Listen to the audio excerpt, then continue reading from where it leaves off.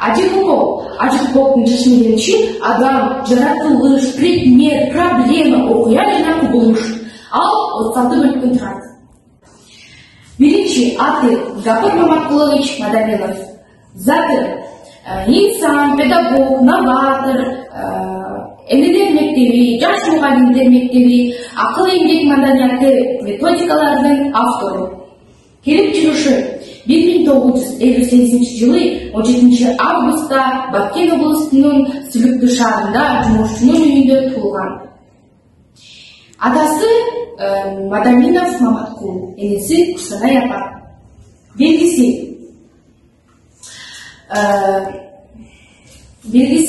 эксперименталдык гимназиянын директору.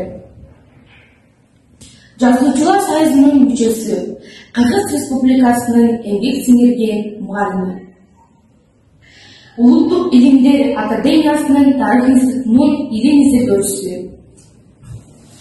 Жетиген журналынын 2021 жылдагы жылдын муктулары республикалык конкурсунун жылдын новатор мугалими номинациясынын лауреаты.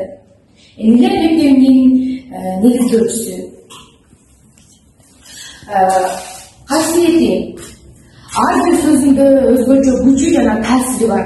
Башкалар биле албаган, көрө албаган нерсени биле алган, сезе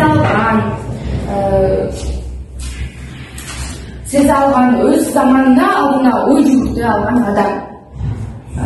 Мүнөзү сылык, кичинекей, жөнөкөй, калыс, чынчыл, жан дүйнөсү таза,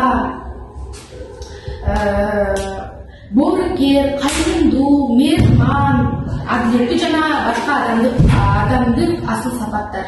Байланышы окуучу, мугалим, ата-эне ушул училищти бириктирип, бир багытка тарбия баалуулугун, билим баалуулугун көздөйдү максатка буралды. Жеке облустун мугалимдери, ата-энелери, студент окуучулар менен да байланышта. Негизи окуучулар билим деңгээлин көтөрүү, эң биринчи тарбияга басым жасап, анан билимге басым жасайт. Элдин аң сезимин, түшүнүгүн өстүрүү. Максаты ар тараптан жетишкен, илим тарбиясын мыкты инсанды тарбиялоо.